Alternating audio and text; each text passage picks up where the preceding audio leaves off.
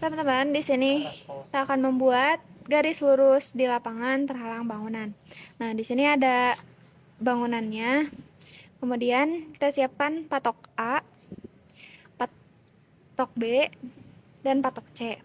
Di mana patok A dan B ini nantinya akan menjadi garis lurus.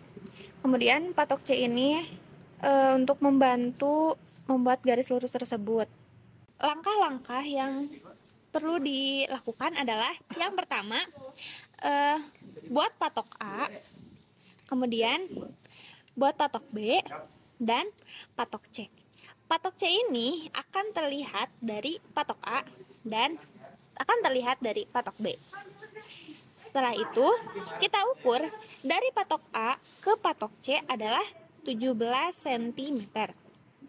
Kemudian, dari patok C ke patok B adalah 19 cm. Setelah itu, kita buat titik pertengahannya adalah ini. Titik pertengahan ini adalah 17 cm dibagi 2, yaitu 8,5 cm. Nah, 8,5 cm ini adalah titik A aksen. Kemudian, dari garis C ke B adalah 19 cm dan titik tersebut adalah di titik 9,5 cm. Nah, titik tersebut adalah B aksen. Kemudian kita buat C aksen. C aksen ini terbuat dari garis yang dihubungkan dari A aksen ke B aksen. Nah, setelah itu C aksen ini didapat dari siku patok C ini. Nah, setelah tegak lurus seperti ini, kita bisa mendapatkan jarak dari A aksen ke A aksen, A2 aksen. Nah, jarak patok C ke C aksen ini adalah 6 cm. Jarak ini sama dengan jarak A aksen ke A2 aksen, yaitu 6 cm. Begitu pula dengan garis yang ditarik dari B aksen ke garis yang akan dibuat, yaitu 6 cm. Ini sudutnya 90 derajat, yang ini juga 90 derajat, dan yang ini juga 90-90. Nah, setelah itu kita bisa mendapatkan jarak garis lurus dari patok A ke A2 aksen ini. Setelah itu, setelah kita mendapatkan garis lurus ini, kita mencari garis lurus dari bangunan sini ke patok B.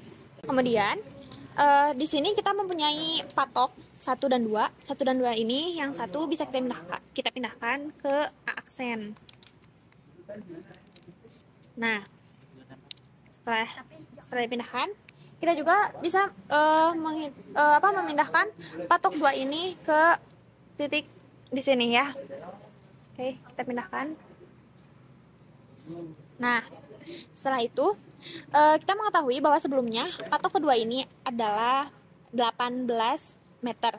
Dapat dibuktikan dengan menghitung dari patok A ke A aksen atau ke patok 1 ini.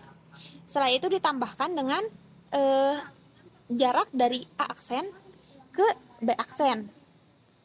Kenapa kita menghitung jaraknya di sini? Karena jika di sini terhalang bangunan. Nah, setelah menghitung jarak ditambah A aksen ke B aksen, kita juga menghitung dari patok 2 ke patok B. Setelah dijumlahkan, patok ini dari A ke B adalah 25 cm. Sudah. Jadi kita sudah mendapatkan garis lurus dari A ke patok 1 atau ke A2 aksen. Kemudian dari sini ke patok B. Kasus selanjutnya, mengukur lebar sungai tanpa menyeberang. Jadi pertama-tama kita buat titik A dulu di pinggir sungai. Lalu dari titik A kita membuat garis lurus ke titik B di pinggir sungai juga, namun di sejajar, di garis yang sejajar. Setelah garis A dan B, kita membuat titik C di seberang sungai sebelah sini dengan cara mengaitkan garis dari A ke C ke sebuah objek yang ada di seberang sungai ataupun patok. Setelah garis C dibuat, kita selanjutnya membuat garis D dengan cara membuat siku ke arah yang akan ditentukan sebagai titik D. Membuat siku, di sini dipastikan siku untuk titik D-nya bebas mau ditaruh di mana aja, mau di sini ataupun di sini boleh, selama ininya masih nyiku sama si garis AB-nya. Lalu kaitkan setiap titik menggunakan benang ataupun garis, seperti garis A ke B, ke D, lalu ke C. Dengan itu akan menemukan titik X, yaitu garis yang saling bersinggungan. Garis X ini. Terus untuk di yang seberang sungai sebelah sini, itu kan bisa dihitung manual. Jadi kita bisa menghitung panjang garis A ke X, X ke B, dan B ke D. Seperti yang kita ketahui, A ke X itu 8,7 cm, X ke B 5,5 cm, B ke D 4,5 cm. Dan yang kita cari adalah A ke C. Berapa? Untuk menentukan A ke C, kita menggunakan rumus perkalian silang. Dari perkalian silang ini, kita dapat menentukan AC dengan cara BD kali XA per BX. Seperti ini.